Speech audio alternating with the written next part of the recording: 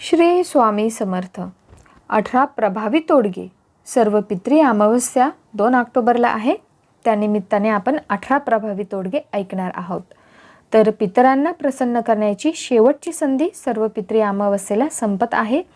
अशा स्थितीत पितरांना शांत करण्याची ही शेवटची संधी आहे. पितरांची तर्पण आणि पिंडदान योग्य पद्धतीने तर पितरांच्या आत्म्याला नक्कीच शांती मिळते. अशा परिस्थितीत सर्व पितरी अमावस्येला पितरांची नाराजी दूर करण्याचे उपाय जाणून घेऊया. पितृपक्षाला विशेष महत्त्व आहे. या काळात पितरांची श्राद्ध, तर्पण आणि पिंडदान इत्यादी केल्याने त्यांना समाधान मिळते. सर्व पितरी अमावस्येला कुटुंबातील सदस्यांची मृत्यू तारीख आपण विसरलो आहोत किंवा ज्यांचा मृत्यू अमावस्या, पौर्णिमा किंवा चतुर्दशी तिथीला झाला आहे त्यांच्यासाठी श्राद्ध केले जाते. पूर्वजांच्या निरोपाचा काळही मानला जातो. तर सर्व पितरी अमावस्येला संध्याकाळी घरच्या ईशान्य कोपऱ्यात गाईच्या तुपाचा दिवा लावावा. दिव्यात लावण्यासाठी लाल रंगाची वात वापरावी. तुम्ही कापसाची वात बनवल्यावर त्यास कुंकूने लाल रंग देऊ शकतात. तसेच दिव्यात थोडे केशर आणि काळे तीळ टाका. असे केल्याने तुम्हाला कर्जापासून मुक्ती मिळेल आणि तुमची आर्थिक स्थिती मजबूत होईल. 2. नोकरीच्या शोधात असणाऱ्यांनी सर्व पितरी अमावस्येच्या दिवशी आपल्या घरातील मंदिरात स्वच्छ लिंबू ठेवावा. नंतर रात्री 7 वेळा दृष्ट काढावी. यानंतर लिंबूचे 4 समान भाग करा आणि चौकोनात जाऊन 4ही दिशांना एक फोड फेकून द्या. असे केल्याने करिअरमध्ये प्रगतीची शुभ शक्यता निर्माण होईल असे सांगितले जाते. 3. सर्व पितरी अमावस्येच्या रात्री वाहत्या नदीत किंवा तलावात 5 लाल फुले आणि 5 दिवे वाहावेत. पण हे लक्षात ठेवा, हा उपाय करताना रात्रीच्या वेळी कोणीही तुम्हाला पाहणार नाही. असे केल्याने आर्थिक लाभ आणि कुटुंबातील सदस्यांची प्रगती होण्यास शक्यता आहे.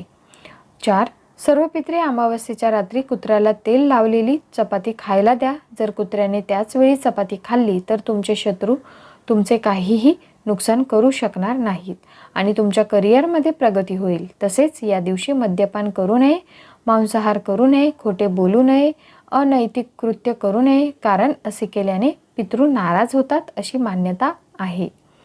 5. सर्व पितरी अमावस्येच्या दिवशी कालसर्प दोषापासून मुक्ती मिळवण्यासाठी सकाळी स्नान आणि ध्यान करून चांदीच्या नागाची पूजा करावी. यानंतर पांढऱ्या फुलासह पाण्यात वाहून द्यावे. असे केल्याने कालसर्प दोषाचा अशुभ प्रभाव कमी होतो आणि आपल्या ध्येयाकडे वाटचाल करतो. 6.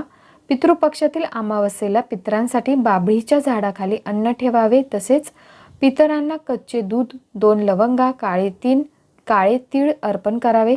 असे केल्याने तुम्हाला नोकरी आणि व्यवसायासह जीवनातील सर्व समस्यांपासून समाधान मिळेल आणि नकारात्मक शक्ती देखील दूर राहील.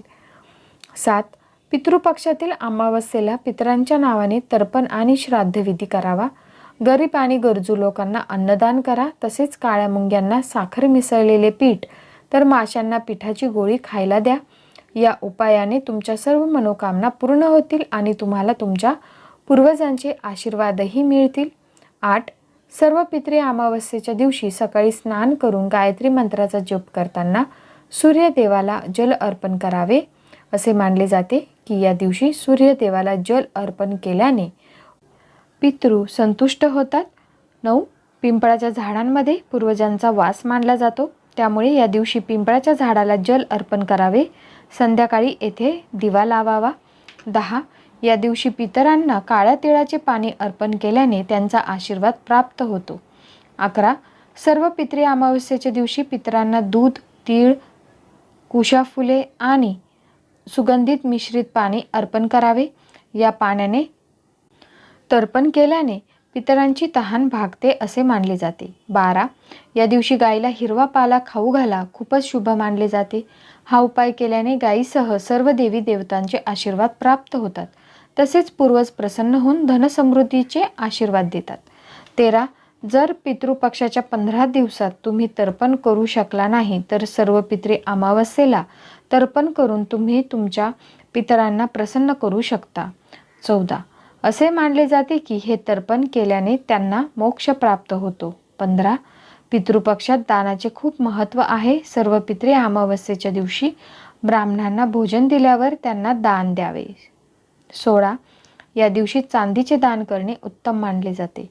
पूर्वज यावर समाधानी असतात. 17. सर्व पितृ अमावस्येच्या दिवशी पूर्वजांचा निवास पिंपळाच्या झाडात असतो. त्यामुळे पिंपळाच्या झाडावर कच्ची लस्सी, साखर, तांदूळ, दूध, काळे तीळ आणि फुले अर्पण करा. ओम पितृभ्य नमः मंत्राचा जप करून 11 प्रदक्षिणा घाला. त्यानंतर पितृसूक्ताचे पठण करा. संध्याकाळी पिंपळाच्या झाडाखाली दिवा प्रज्वलित करून काळे तीळ अर्पण करा. यामुळे तुमच्या वाटेतील अडचणी दूर होतील आणि पूर्वजांची कृपादृष्टी तुमच्यावर कायम राहील. 18. सर्व पितृ अमावस्येला 2 पूर्वजांच्या नावाने लोकांना जेवण द्या आणि गरजूवंतांना खाऊ घालावे. मुंग्यांना गोड पीठ किंवा माशांना पिठाचे गोळे खायला द्यावेत. हे उपाय केले तर तुमच्या सगळ्या इच्छा पूर्ण होतील. तुम्हाला हा व्हिडिओ आवडला असेल, माहिती आवडली असेल तर नक्की व्हिडिओला लाईक करा, कमेंट करून सांगा. तसेच चॅनलला सबस्क्राईब करायला विसरू नका.